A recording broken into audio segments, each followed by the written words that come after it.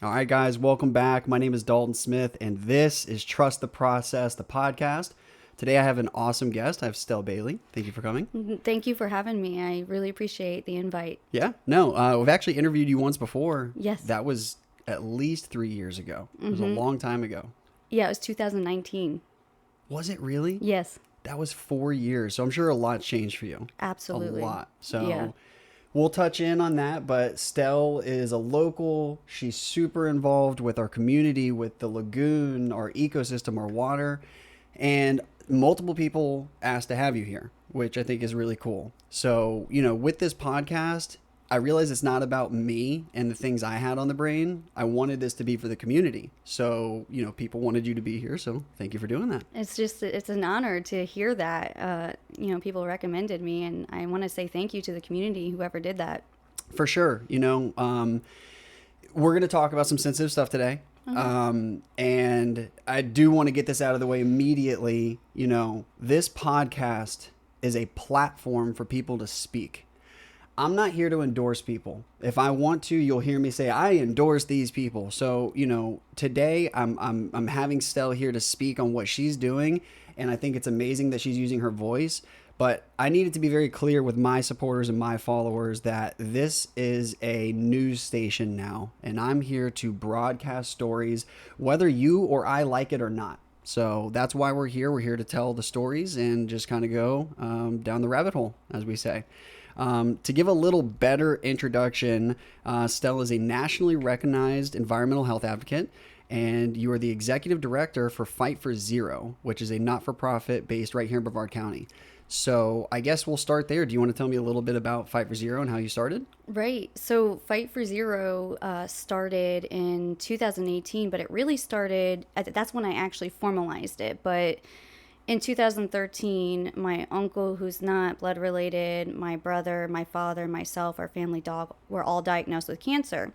And it's documented in my medical records that our cancer was likely environmentally caused. And so I started doing in-depth research and investigating where I grew up here on Florida's Space Coast, and started learning some really troubling things with our waterways. And so then in 2018 formalized Fight for Zero to fight for zero cancer and diseases that are preventable when you're exposed to environmental toxins, toxic exposures. And one of my biggest passion points too is the military service members, the firefighters, and the veterans. For sure. Who have also had toxic exposures. Yeah, well, that was a great introduction. I wanted to get that out there just so people understood what your goal is and how this started. So, I don't really know where to start with this journey other than, when you decided to pull the trigger in 2018, what was the reasoning for switching from just a concerned citizen, an impacted citizen, to trying to be like an advocate and make a mission? Well, it switched because I started getting experts that were backing up everything I was saying, and we started getting scientific evidence. And what were you saying initially? What was the first messaging that you were saying? Initially, I just said I suspected. So I had theories. I suspected there was something wrong with our water. I suspected there was something more going on here on Florida's Space Coast because our family's case was so unique, and because I grew up with so many people that were dealing with health issues. So can you share a little bit of the details of the situation that you guys are talking about, kind of the time frame, where, because I know some of it, and I know it's mostly Satellite Beach based area, but I'd love to hear kind of like what exactly do you think happened, so that way we'll start from the bottom. Like, what actually do you think happened and how do you think it happened? So the misconception is that it's just a Satellite Beach issue, and it's not. And see, I just said that. Oh no, it's fine. It's fine. I mean, everybody has that misconception because the mainstream media has covered so much in Satellite Beach. But the reality is we have 3 active installations. We have NASA, we have Cape Canaveral Space Force Station, and we have Patrick Space Force Base. And they just happened decades ago to use chemicals that washed into our lagoon, that get into our fish, and Florida's aquifer, which is where we get our drinking water, is easily contaminated by these chemicals. And one of the particular chemicals is known as a forever chemical because it doesn't break down. And is that PFAS? PFAS, yes. So I'll give you because I'm curious to see how close I am now. I am local, I am involved, but I'm busy just like everybody, and I'm not at that level. So from an outsider's perspective, this is my understanding. And please correct all of my wrongness here. I'm just curious where I'm at with where you are. So my understanding is that Patrick Air Force Base was doing training of sorts, and they were using a fire retardant chemical that had PFAS chemicals that then seeped into the ground, into the water system, and thus was in the drinking water for not just residents here, but being distributed to some of the housing for the actual service members. Yes. As you basically got it all down. That's amazing. Really? Yeah. Okay. Well, again, I've spoken to you once, and I like having this social standpoint where when I wake up in the morning, I'm blessed because I have 5,000 people on my friends list on one page. So I kind of get this broader oversight. So I get to digest all sorts of information from our community without even asking for it. And so really, it's not just having heard from you. It's kind of just the echoing from different people. And that's just what I've heard. Well, I'm glad that other people are also out educating. And that's what's so beautiful about Brevard County and why I love it here, where I grew up, because people do care, and yeah, you know, they step up when there's a time of need, and I'm just so grateful. Yeah, and I think it's a county-based thing too. I think we're really lucky on the Space Coast because, not knocking any of our other counties, I'm an advocate of Florida as a whole, but you know, when you get to different areas, you get a different level of what's important. And, you know, me and JD, we were just in Las Vegas, and I told him, I was like, no offense to Vegas, but I was like, how wild is it that the city has committed to financial gain entirely? Not to say that it's wrong, but there's a lot of things that are allowed or looked past or whatever, because that's what the city values. They want to be a driven destination with lots of money, versus you look at some of the more protected counties and such. So even here in Florida, you compare some of our counties, I think the Space Coast is probably one of the most involved. Yeah, I mean, I think so. Again, you know, I've gone to so many city council meetings, and I see many advocates that are there speaking up for waterways, for our environment, for our wildlife and our fisheries. People care, and they want to make sure that we're stepping up and we're taking care of it. And, you know, I couldn't ask for a better community. For sure. So I kind of want to ask you two questions. I want to ask you your thoughts on the involvement level from the people, I guess, first. So, you know, there is concern. There are people involved and aware. But where would you gauge it? Do you feel like there's a good amount of people or just a handful? But how many people are following up and actually doing something? And I guess to follow that is, what can they really do? There's a lot of people, actually. I mean, we have at least 30,000 members from Brevard County alone that write letters, that talk to our representatives, that care, that want policy changes. They show up to city council meetings. And that's basically what everybody can be doing is, you know, is getting involved on that level. But just protect your families, you know, do your research, learn, educate yourself, and then base your decisions on that. That's all we've ever asked. We just put the information out, and we just want people to use that as a resource. We're a resource for the community. I like that you said that, because, you know, something I want to implore not just my followers, but everybody out there, you have got to go back to your basics in school, where they said, how did they teach you? You know, that you go and you get all your research done, and then you source and cite everything, and then you have to use your own brain as a human to weigh what you just looked at.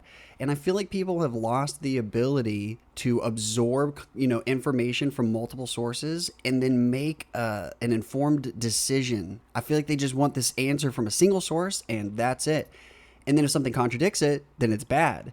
So have you struggled with that, with, you know, people being for or against? And yeah, I mean, I never anticipated this to be a controversial thing. And for some reason, there's been a lot of people that have been against this, you know, fight for clean water and for healthy communities. And I just don't understand it, to be honest with you. What is the argument if your claims are what they are, that you think that there's a problem with the water and you want it to be cleaner for the people? Why would that upset people? What are they upset about? What's the rebound for your message? I think there's a couple things. I think first and foremost, people just don't want to know because it scares them, and it shouldn't, because the more knowledge you have, that's the thing that was missing from my family. Knowledge is power, and if we would have had that, I think we really could have prevented some of the diseases we faced. But I think that's part of it, is that they want to just live in tropical paradise, and they don't want to know, what's wrong with the water. And another part of it, I think, is political, to be honest with you. I think, politicians get a little worried and scared because, especially around election time, you've got politicians that are running for office that don't want that on their, long standing in the community. But so do you feel like there's certain people that are, and that was my next question, is going to the oversight level of the government officials or local officials, the feds? How would you, in just a single short response, how would you rate their involvement as a whole? I would say initially it wasn't there, but now it's there. They're more involved. They're on a state level trying to help advocate. I think they realized, and it's become a national thing. When I first started talking about something like PFAS, people didn't even know what that was. Yeah. And now it's being recognized on a national level. Has the state, the local government, or the feds done any acknowledging of facts? The federal government has. I have had really good luck going to the federal government. We've had a lot of success on that level, but it's also because, what people don't realize is our local government, there's a lot of things out of their control. When you're talking about the Department of Defense, like military bases, you have to go to the federal level because that's who tells them how to regulate themselves, right? Because they can't take it upon themselves to put those changes without federal involvement. Mm-hmm. That's exactly right. So, this initial topic, I know that you guys really are concerned with all things water, right? Not just the specific PFAS situation, yes. right? So where was the impact level? Like, if this is what it is there still a threat today? Or was this something that was exercised during a certain time that impacted a certain generation of people? This particular PFAS situation here locally, is it still a threat? Or yes. So how does that break down? It's still a threat. And see, we're doing a 3-year study with the University of Florida, and that it's going to be a peer-reviewed study. So there's still some time before those test results come out and that data is publicized. But it's a threat because PFAS bioaccumulates, and it's in our fish, so people that eat fish out of the lagoon. It's in high levels in certain areas of the lagoon where this firefighting foam was washed into it. So yes, and it started back in the 70s, and the Department of Defense knew that this stuff was harmful. So they were using this chemical in the 70s when, and you said it's still a threat, so I don't think there's really a boundary, but when was the worst of it based on data that you guys saw from these clusters of people getting sick? In the 90s. And then we see it pop back up around 2010 to 2015. And so the use of the chemicals is no more, correct? Correct. They're phasing it out, but see, phasing, or is it out? Well, some of it's out, and then some of it's phasing out. We still have, PFAS chemicals in firefighting gear that we're still working on with the firefighters. So they're being exposed in a different way. So regardless of their training chemicals, it's actually in the fibers? Yeah. Interesting. And, for anyone that goes and does some research, can you basically research PFAS and see what its results are? Pretty straight and clear? Yep.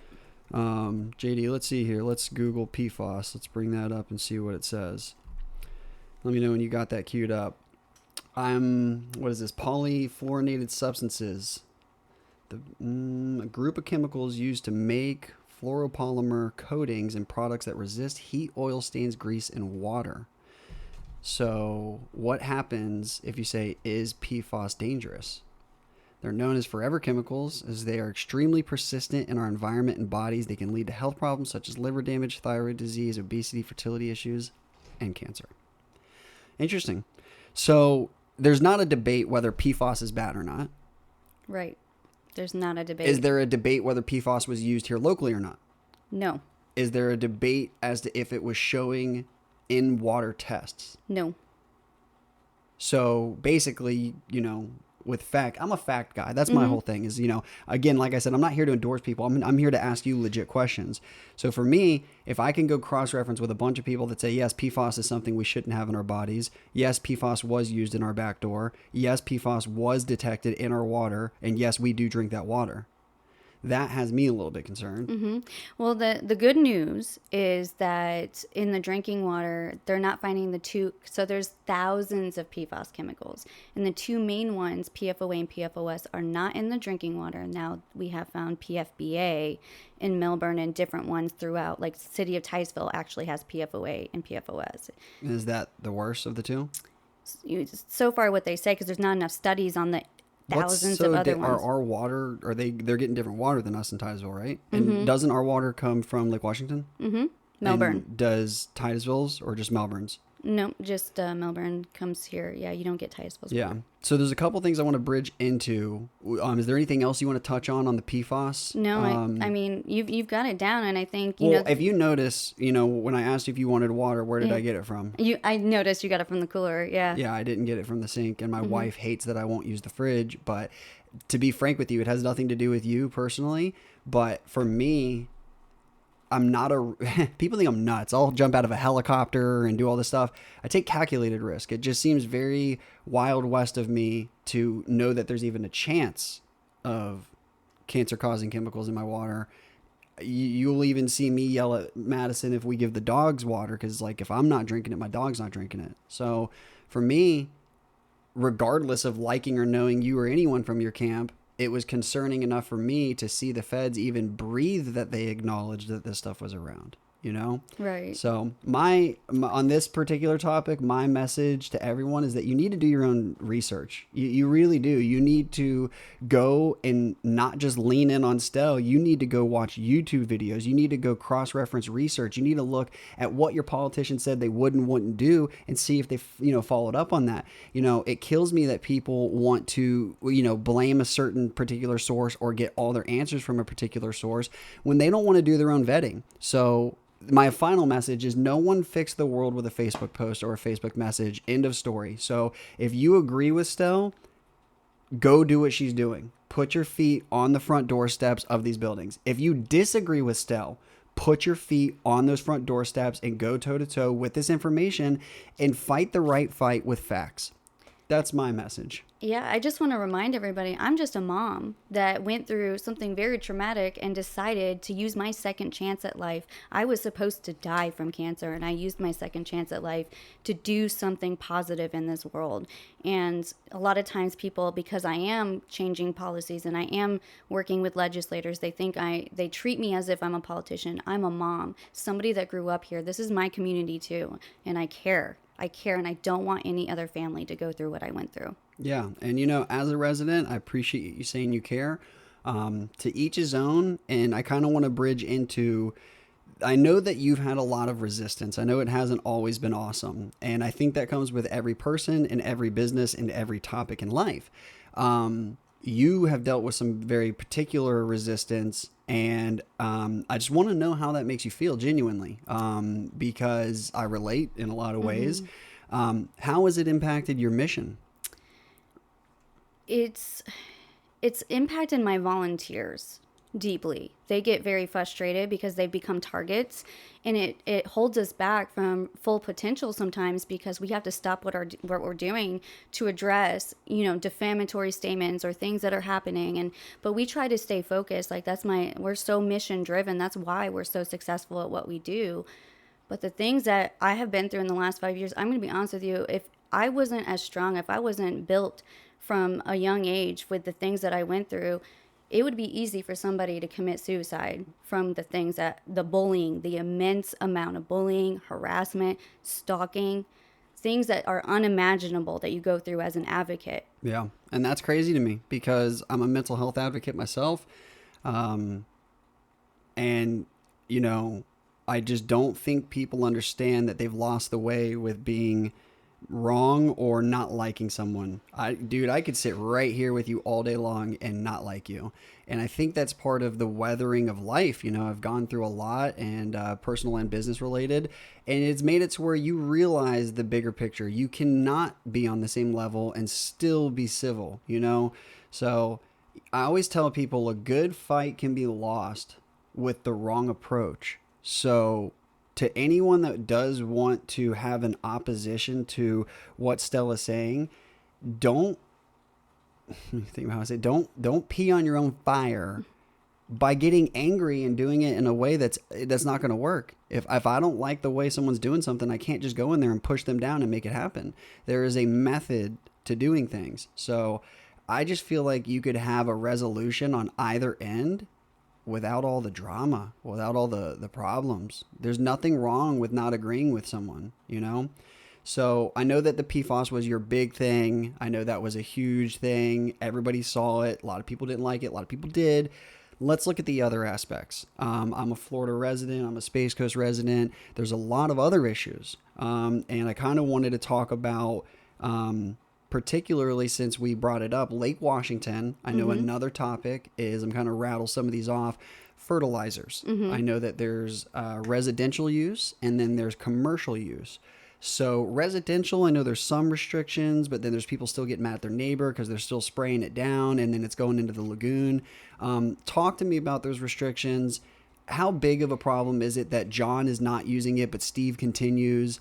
And then let's compare that to the commercial use around Lake O. Oh my gosh. Or not Lake O, Lake Washington. Yeah, this is a topic. So the Indian River Lagoon, they just had their group just had a meeting about this, and they're talking about looking into glyphosate and spraying, but it is a big problem because it puts nitrogen and phosphorus into the Indian River Lagoon, which feeds these harmful algal blooms. So when we see these bright, vibrant green colors throughout the Indian River Lagoon, that's depleting the oxygen, and then it's, causing massive fish kills. And that harmful algal bloom is also impacting humans. It's impacting our health. People can get headaches from that. They don't realize that it's impacting us as well. Yeah, so it's nasty stuff. It is. I've got some pictures pulled up right now, and we've seen it. Is that algae bloom more connected to fertilizer imbalances in the water than anything?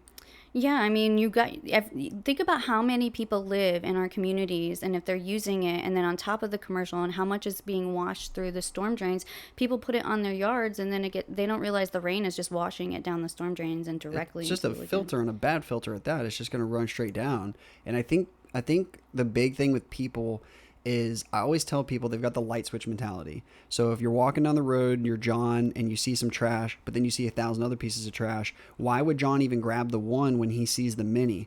That's the problem. They think that if they don't fix it, there's no point. So they're all in or they're all out. They're either at a beach cleanup cleaning the whole beach, or they're not cleaning at all. And I think that's a problem. Same thing with the fertilizer. I think they tell themselves it's not a big deal.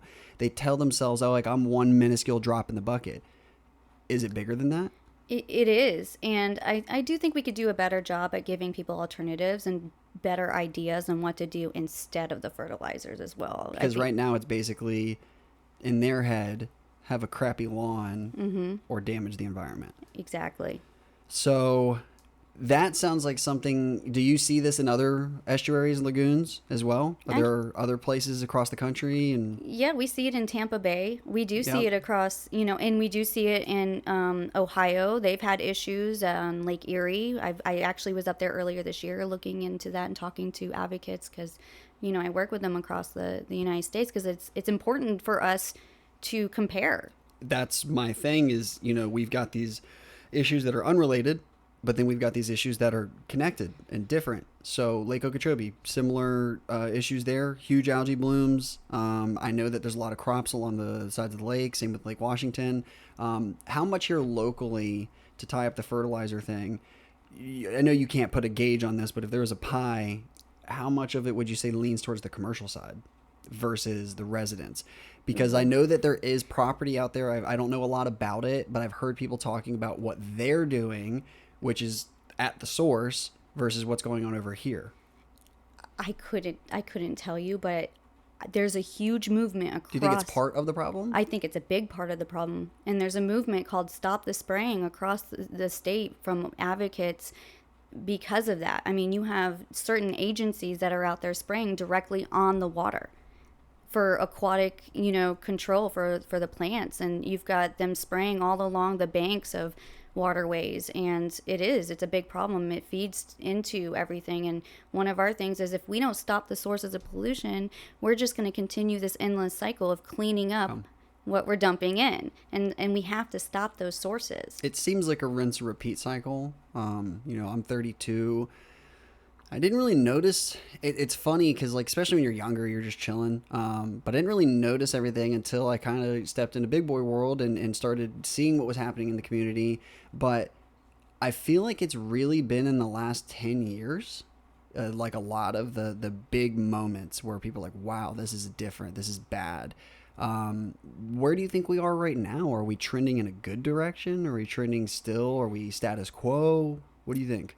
I will give that there's some cities that are starting to ban like glyphosate, but I think we still have a long way to go because, I mean, they're preempting on a state level for us to be able to hear locally ban things, ban those fertilizers. And I think we have a long way to go on education when it comes to these chemicals. Really, the issue too is chemical companies aren't held accountable. For sure. They release these chemicals and they don't know until the harm is done. Dude, I saw a TikTok clip from a podcast. I can't remember who it was, but they were talking about how what's that really controversial guy that got locked up in prison that everybody hates or loves? Andrew Tate, isn't that his name? So I saw a thing with him, love or hate him, regardless. What he said was a wild concept. He said money, being rich, is really about, at least for these mega corporations, it's about being able to make 800 million and get fined 150 million and say that's just a fee, that's just a parking ticket. When I heard that, I was like, yo, that's nuts. Yeah. You'll have organizations, states, countries, whatever, banks say, well, yeah, we're going to get hit for 150 million and look like the bad guys, but we're going to get rich. Mm-hmm. Do you think that's a thing for them where they just doesn't even matter? It's just not even a thought? I definitely think there's money involved. I do. You've got chemical corporations. I mean, who's really making out at the end of the day? Our waterways are suffering, and the chemical corporations are the ones selling this stuff. So, you know what's crazy to me is like these guys got to live somewhere, right? Like these CEOs, they got to live somewhere. They got to call somewhere home. Are they just gonna just piss where they sleep forever? Like it's crazy to me. Everybody, I don't care what person or level or topic. It's like we all live on this planet. You know, we're all here. That's the crazy part to me. It's like, you know, your house can only hide you from this stuff for so long. So, yeah, that was a big one, was Lake Washington. And Lake Washington isn't a giant lake, but it's a pretty big lake. So my last question, I already said that once, but now that I just thought about it, you know, beachside, Melbourne, obviously the houses up by Melbourne would go into Lake Washington, but all the houses beachside wouldn't. They go into the Indian River Lagoon. The Indian River Lagoon doesn't really backwash into the lake. So... what I was basically saying is like everyone here isn't really impacting Lake Washington. They're impacting the Indian River Lagoon. Mm-hmm. But all the people using chemicals on a commercial level in Lake Washington, that does feed into the lagoon, right? Yeah, and Lake Washington, by the way, is your drinking water source to Melbourne. So they have to filter crazy. all that out. And on the drinking water level, my next chemical question was fluoride. Oh. So lots of people love or hate fluoride. We use it in our toothpaste. You know, fluoride is a thing. I actually have some people in my world that are in the dental association. And so I'm Mr. freaking Surfer Dalton guy over here. I'm just hanging out. But it is just very intriguing to me because, again, some people I know advocated on behalf of yes. What's the other side of the conversation? So the other side of the conversation, and I know not everyone agrees with me, and that's fine. Do you know what the benefits that they argue are, just so we can put both sides out there? Yeah, there's benefits, and I'm all for it in the toothpaste and in your mouthwash. I still get fluoride toothpaste. So what's their argument for in water? Oh, for water, yeah. So my argument for the water is that first and foremost, I don't think we should ever be adding any kind of medicine to the drinking water. And it's supposed to be there to help, you know, with your teeth, but you're ingesting it. So toothpaste and mouthwash, you never swallow it. And there's actually a federal lawsuit right now because they're adding fluoride. And the other part of that, what really stuck out, because I did so much research on this when I started getting involved in this conversation, is I learned that the phosphate mining industry, they get rid of their hydrofluorosilicic acid. That's what it is technically being added to our drinking water. So that is the fluoride. That is the fluoride, and it was concerning to me because it is a waste from the phosphate mining industry. It's a way for them to get rid of their waste. And that threw up a lot of red flags for me.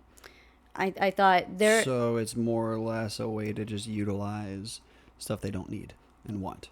Yeah. Oh, they couldn't.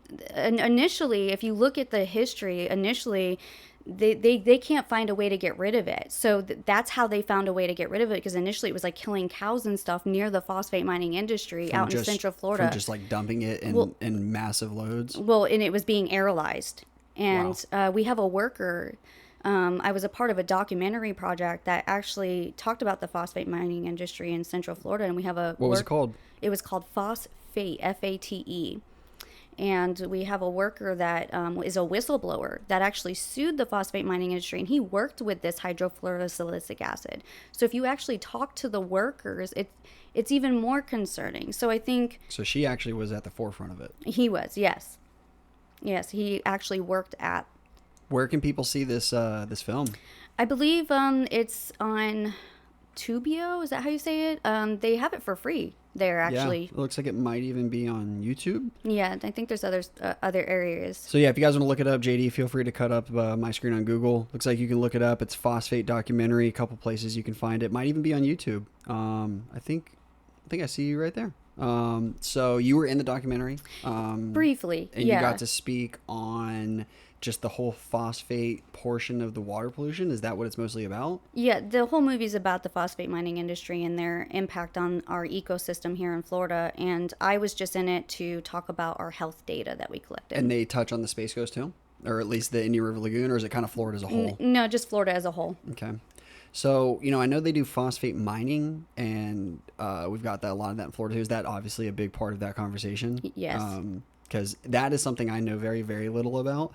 And there's a lot of topics here. I know. There's a lot. And so on the phosphate mining, the mining itself, that's not really a Brevard County issue, but it is a Florida issue.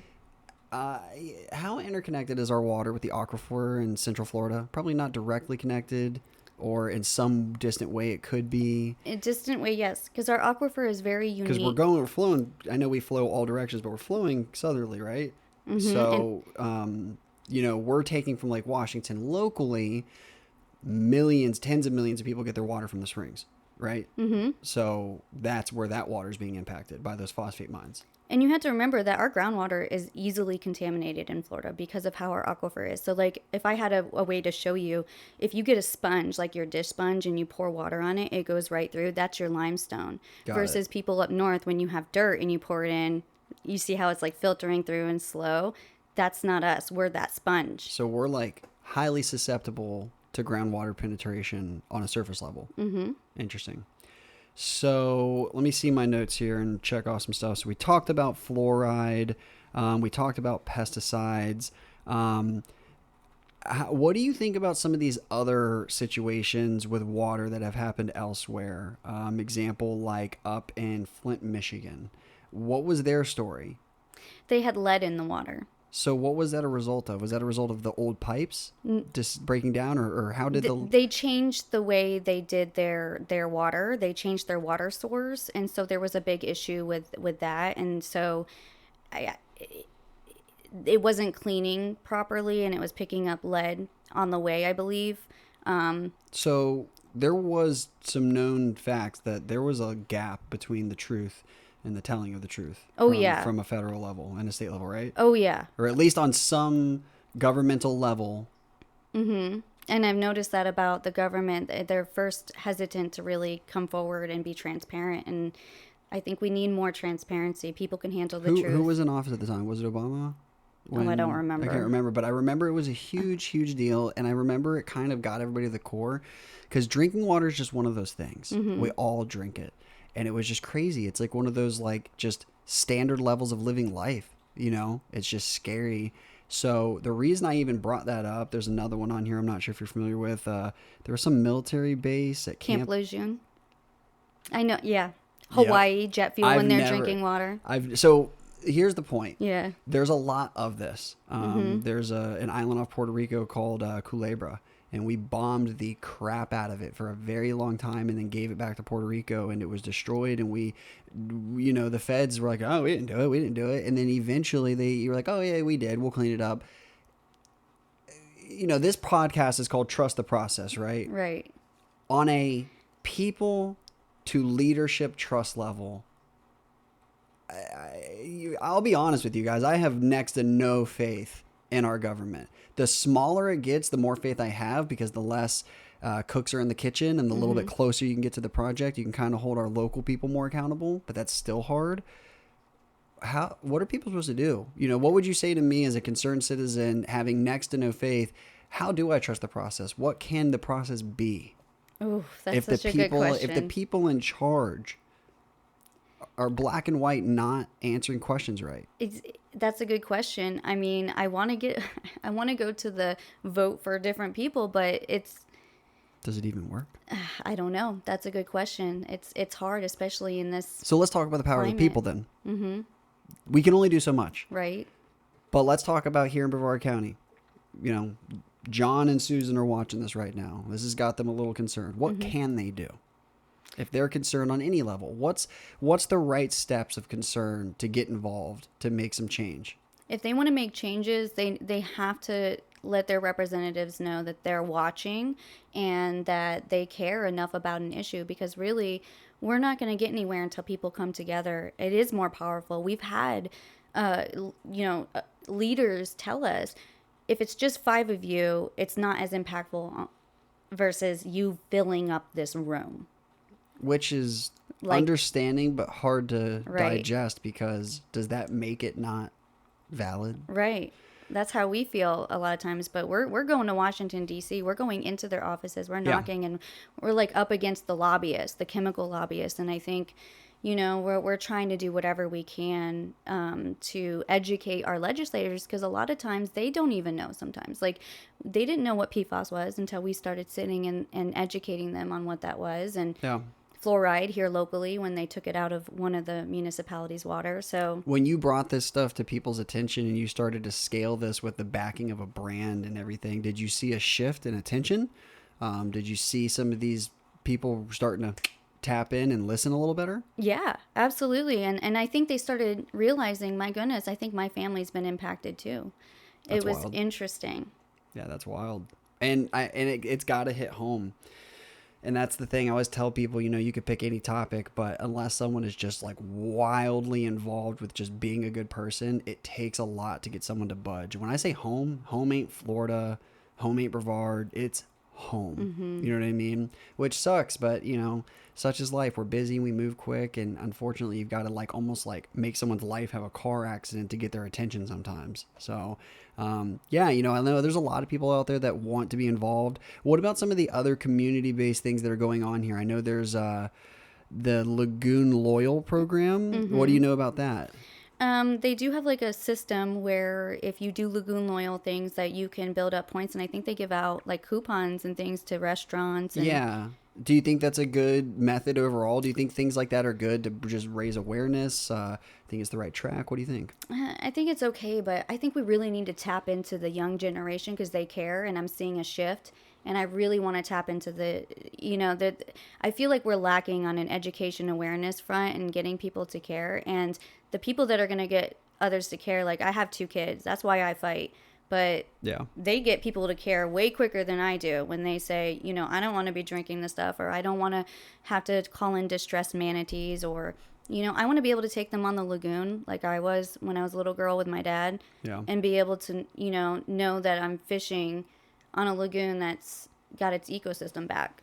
That was actually 2 questions. So if you guys are watching this, leave a question or leave a comment. I got 2 questions for you guys. If you live in Brevard County, do you drink tap water? And not even do you, will you? That's the big thing. I feel like most people would preferably not drink tap water, but will you? Second question is, will you eat fish knowingly coming out of the Indian River Lagoon? That's a big question. I won't do either.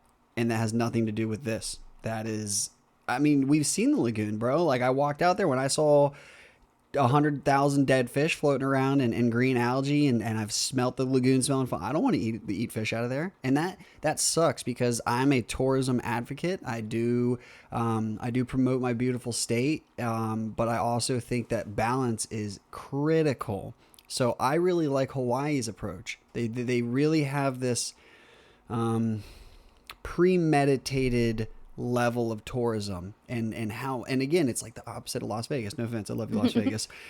They say, look, we want you guys to come, but these are the rules. This is what we're going to allow. And I even saw where the yacht got some yacht wasn't supposed to be in Honolulu Bay. It crashed on the reef. It spilled all this oil. They nailed that guy to the wall, rightfully so. Wow. That wouldn't happen necessarily elsewhere. If they did, it would be more just to get the money, not to make like an environmental point. So let me tell you, Hawaii doesn't play around. No. I was in Washington, D.C. with them, and they brought as many people. You know how far that is? For sure. And they expensive. did not play. They did not play. They got up there. They were standing in front of that White House. They did not play. Did you see what they did a few years ago with the protests up on the mountain? They were trying to protect some of the land up there. I think the military was trying to. Dude, they camped there for months and went through it. And the commitment is unwavering. And I think that's the thing is like I've been to Hawaii a few times. My wife and I love it. We did 2 weeks this year. And the thing about being there for 2 weeks is we weren't visitors. We kind of lived there. And I really got to know the neighbors. I really got to feel the mana. I really got to see the respect people have. And it is bred into them. It is a generational, you live like this. It's non-negotiable almost. Right. And it's built into their culture. We don't value those things in North America. Just the whole Western culture. We just don't. We value the wrong things. And I always tell people, if your life sucks, you have a shitty value system. You probably value the wrong things, and that's why you're in a bad way. And I just feel like I'm not blaming the people, but I feel like that's why we're in a bad way. We don't wake up every day valuing the health of our ecosystem like we do the health of ourselves. We don't even care about our health a lot of times. Right. I was going to say that ecosystem equals our health. If the water's poisoned, then you're poisoning yourself. And people will sit there and watch. It's nuts, man, because usually when you get someone's attention, they realize I've got to make change. Dude, people will be dying and just go down that trail with the same things that did it to them. It's just crazy to me. And I think that's the shift is like, priorities, what is important, if the lagoon falling apart doesn't piss you off to your core, you're not going to be able to help change it. Yeah. I always say we're reviving the lagoon. I know they say save the lagoon. We're reviving it. Because do you think it's working? I think slowly and surely, but we got to stop those sources. Yeah. So, couple more. We got a little over 15 minutes. Septic tanks. Oh. I'm throwing them all. I'm throwing it all at you. We have all the fun topics, don't we? So septic tanks, Brevard County has a pretty archaic septic system. Many of the homes are old. This is a block style home. It was redone. I don't think I'm on septic, but again, a lot of these types of homes are the problem. And how do you get thousands of residents to uproot and do millions of dollars of work? And is it worth it? And is it that big of a problem? It is a problem. I mean, it's leaching. You're basically sitting on a brownfield site on your house. I mean, every time it floods, that's getting pushed up. Just so everyone understands the concept here is we're really talking about brown water basically entering the ground and then essentially going into our groundwater and our lagoon. And is this... And again, we know that there are negative things attributed to the chemicals and gases and stuff. Is that a problem? Like, is that something that people are like, oh, it's just the septic? Or is it a problem? It's a problem. It's a problem with the septic tanks. It's a problem with our sewage facilities. But I will say they have gotten a lot of funding and grant money for those that live along the lagoon. So if you live along the lagoon, you need to look into that because they have funding available. Do you have any idea where they could check?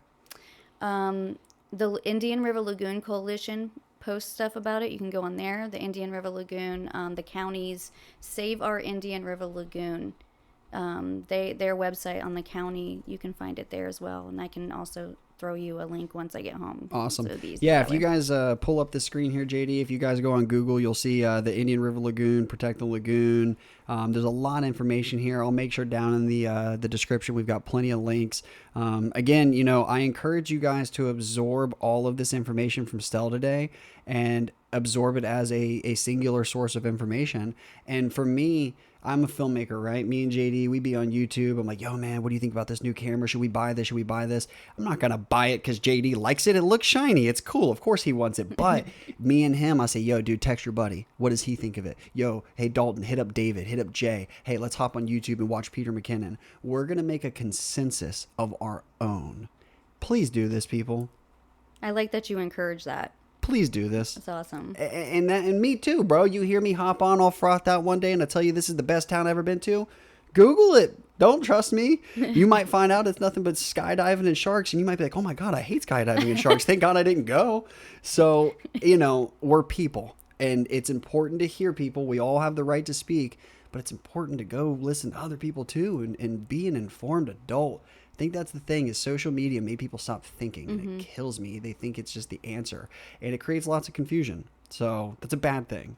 And if the powers at will are against us, confusion is the recipe. So be on your toes, do some research. We've got like right here, like my dad is staying with me right now and I gave him an iPad. You would think I gave the man a Falcon 9 rocket. He just went from like 96 to 2023 and he was like, oh, I need to do this. I'm like, pull up Google, bro, YouTube. We're going to learn this. The power is here. Yesterday, someone said to Maddie, like, oh, you should start your own animal business. And she like brushed it off. And I'm like, Maddie, she was serious. I was like, she was dead serious. There's so much power in research now, more than ever. You know, if you had a problem on the Florida Space Coast in 1982 and someone had a lagoon with a problem over in Utah in 1982, it is going to be very difficult for you guys to align and share information with what you had available. There's like no excuses now. It's seamless. Yeah. So again, we're on a big battlefield. There's lots of problems and lots of angles. We've only talked about some of them. The list goes on. To close this out, let me make sure there's anything else. The train spill. What do you think about stuff like that? Really gnarly. And again, like I don't want to say I'm a fear-based person, but I don't want to die. I like living. So I'm somewhat of a hypochondriac, which is nuts to people because I do crazy stuff. But again, I like when I jump out of a helicopter because it's me and my brain and my control. I don't like the outside things. I don't like the train spill with the sketchy substance. So what was your just overall vision of how that was handled? And how, I mean, it just, nothing added up. It looked like there was very little ownership of the reality of it. And then like most things, it just fizzled away. You know? Yeah, it's crazy because it's not the first incident. And it's not going to be the last incident. And it's just, it's amazing to me how we continue to go down this path of no transparency from the government. Yeah. And then they wonder why the people don't trust them. Yeah. You know? Yeah, no, and that's the wild part is, you know, we would just be such a strong nation if we had a lot of trust between the people and the government. But I don't blame a single person for not trusting the government. I don't blame the government for not trusting certain people. But it's kind of like living in a household with just violence and being like, why isn't this working out? And it's like, bro, we've got to start over. Like, there has to be transparency, you know, and there's none. Yeah, I feel bad for the people that live there. You know, I wouldn't want to be there. I mean, I talk about water. You can filter water. I mean, they were dealing with it in the air. That is scary stuff. Aerosol stuff is really scary. And I just saw videos, and, you know, it's all hearsay, but dude, people getting chased out and told not to look at stuff, and it's not a good look. So, no, it's not. They should have just been very transparent and open and allowed them in there to, you know, grab samples. There's scientists that went there to help, and I wouldn't want to be there, I'll tell you that much. No, and it sucks to be there and probably not have any answers or even know the reality of the state of things. You're just told, oh, it's okay. Let's see here.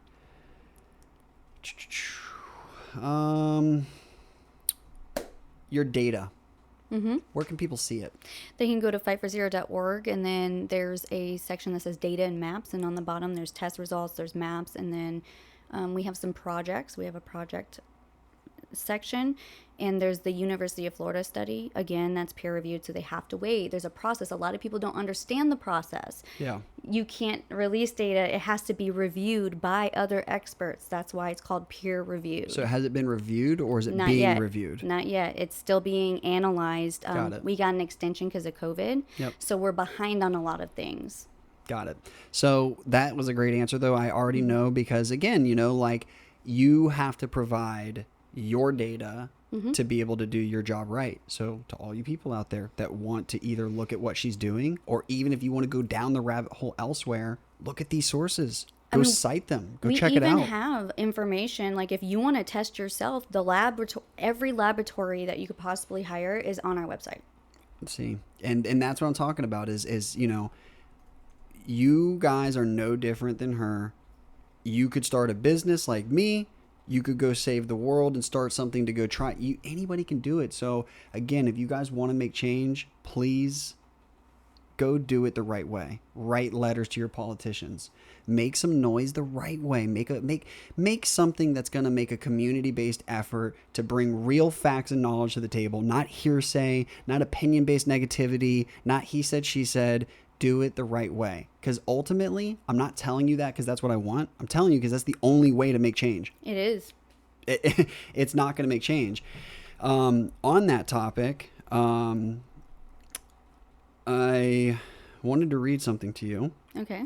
And I just wanted to get your thoughts on it. And, this was interesting for me to receive this. Okay. And again, I just want to know what your thoughts are. Let's see. Gotta get to the top. Sometime please reach out to me about Stel, the damage she's done, the libel lies, the fraud. This does not reflect well on you. We're referencing me. Truly sad you give this person any airtime. So before I let you go, I just want to reiterate that again, Stel is here as an interviewee, not my homie. No offense. It's fine. How does that make you feel, and where does that come from? I'm used to it. It's something that I have dealt with for the past 5 years. I think it stems from jealousy, envy. I couldn't tell you why people would want to come after people, like a group. It's not just me. You have to remember, Fight for Zero is not just Stel Bailey. There are some phenomenal people behind Fight for Zero that have volunteered, that have done amazing work, that continually are attacked. And that's where my frustration comes in, is for them. Because I chose to go public with my family story. I knew what I was getting myself into. My volunteers did not. They wanted to do something good for their community and give back. So when they say that, it's a distraction, in my opinion. And they're not. I'm focused. I'm staying focused on the mission, and I think our work speaks for itself.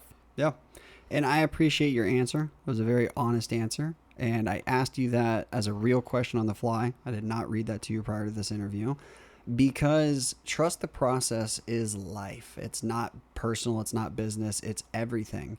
So yes, you may be doing something that is important and passionate to you, but you have to go about it on a bigger way through a business, even as a not-for-profit, which comes with lots of hurdles and paperwork and problems. But then you're a human, and you're going to be, attacked for certain things. Like, even me knowing you and having you in front of me put me as a target for someone, which, I just want to encourage people that is a direct ticket to the loser circle. I'm telling you right now, you will get no richer by messaging me negative things. You will not stop Stel. You won't get anywhere in your life by spewing your things just because you're being emotional. Now, if people want to come sit down on this chair and have a conversation on the opposite end of your spectrum, I'm so for that. But people say, "Man, Dalton, you're so this, you're that, you're inspiring. Wow, how did you guys get here?" I got here by getting stuff done the right way. Mm-hmm. I got here by being an honest, hardworking person and confronting my problems where they exist. I didn't get here through emotional reactions. It's the only way I can put it. Have I had plenty of emotional reactions? Of course, I'm human. But the point is that to make change, you have to trust the process. So for you, you have a journey ahead of you. Mm-hmm. For the lagoon, it has a journey. So there is a method that is going to be successful for all problems in life. But then there's going to be a lot of ways to fail. So I'm not saying anyone's wrong. I'm just encouraging people to go the right direction to solve their differences. I'm just like hearing you preach, and I'm like, I hope that they really listen to that and it resonates, because I would rather 100 of us doing something about it than, focusing on each other. 100%. And, I feel like there's a lot of people that are on the opposite end of a spectrum that can be very surprised by how they can get stuff done if they kind of cut the crap, put their differences to the side. And again, I just want to reiterate to everybody that no one solved any problem ever with a Facebook post, ever. Me included. And I learned that the hard way, and I've recognized my battles. If I can't fix something, make something better, help someone, there's really not a point to say it. It kind of goes down to what your mom said. If it ain't nice, don't say it. Right. And so there's an artist I love, and he has a track where he says, if it's not about answers or solutions, I refuse to entertain it. And that's kind of how I feel. I get these messages sometimes they're very empty and there's no solution. So there's not a lot to follow up there. So again, I just encourage people to focus on what can be done. Follow the right process. Don't get stuck in your life. Again, there's more out there for you guys. I hate to say it like this, but even if I don't like Stel, there are ways to do that and it not be wrong. Right. There's nothing wrong with me not wanting to agree with you or vice versa, but the process. A lot of things can go wrong in the process. Mm-hmm. I think we're about done. Let me see if there's anything here on my list I want to close out on. This is mostly, God, we had so much stuff we went over. We talked about algae blooms. We talked about the Air Force Base. We got a ton of information. I think this is great. So my final thing with you is, what would you say to the people that are just concerned? They're like, I've got kids here. Like, I got a little girl on the way. I'm so excited. But it is nerve-wracking. And I'm not going to lie. The news hits a little different now. Mm-hmm. The scary things hit a little bit different now. So even to me, forget these people. No, you have the power of knowledge now. Yeah. So what would you say? What is how could I trust the process here in my hometown to feel better about the health of the lagoon and where it's going? Well, you're already doing something great, which is using your water jug over there. But outside of that, I think, we're being recognized on a national level, federal level, and we're getting the Department of Defense to clean up their mess. And there is progress happening. As much as it's very difficult for people to see that positivity, but I'm on that water constantly, whether it's sampling or just boating or paddleboarding, surfing sometimes. And I think trusting the process is trusting the science and trusting the people that have stepped up to the plate to make a difference. And sometimes that's difficult, but there's people just like you and I who grew up here, who love it here, who care, that are trying to make a difference, and they're putting their entire lives into this. Yeah. In their spare time, there's a sacrifice there, and just trust in that in itself. I mean, people wouldn't be sacrificing their holidays off and their extra time to be doing this if they weren't trying to make a difference. Yeah. Opinions aside, major props to you for your commitment and resilience through resistance. It's admirable. So good job. I appreciate you guys watching. Like I said, we'll put some information in the description, all the links to find all this stuff. You can look up Stel and find the Fight for Zero, and keep on fighting the good fight. Thank you so enjoy much. you coming on, giving us all the information. You guys trust the process, and we'll see you next time.